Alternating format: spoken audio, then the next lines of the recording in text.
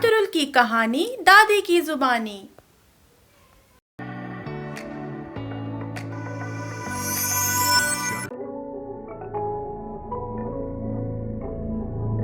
कहानी शुरू होती है उस्मान नामी 10 साला बच्चे से, जो कि अपनी दादी माँ के साथ एक छोटे से घर में रहा करता था। उस्मान की दादी माँ अक्सर उस्मान को अच्छी अच्छी कहानियाँ सुनाया करती थी।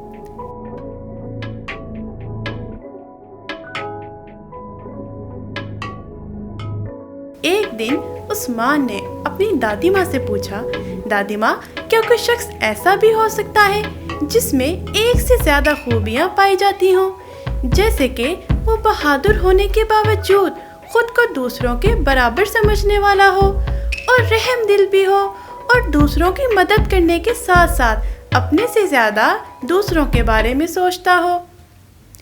तो दादी माँ ने जवाब दिया, जी मेरे बेटे, हर इंसान में कोई ना कोई सिफ्त ज़रूर पाई जाती है और कुछ शख्सियत ऐसी भी पाई जाती है जिनमें एक से ज़्यादा खूबियाँ मौजूद होती है, जैसे कि अर्तुरुल गाजी।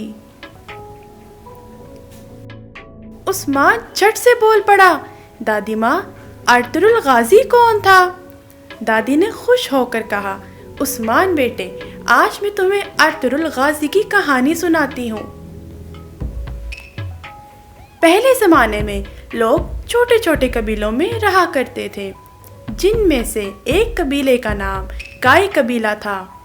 काई कबीले के सरदार सुलेमान शाह का बेटा अर्तुरुल गाजी था, जिसने अपनी बहादुरी और साबित कदमी और जुर्रत से ना सिर्फ अपने कबीले बल्कि तमाम आलमे इस्लाम की तस्वीर बदल डाली और इस्लाम की सरबुलंदी की खातिर अपना जानो माल और अजीज़ो कारब को ख़तरे में डालकर अपने जंगजुओं के साथ मुख्तलिफ मंगोलों और सल्जूक़ सल्तनत में मौजूद गद्दारों और दीगर इस्लामी दुश्मनों और दुश्मन अनासिर को शिकस्त दी।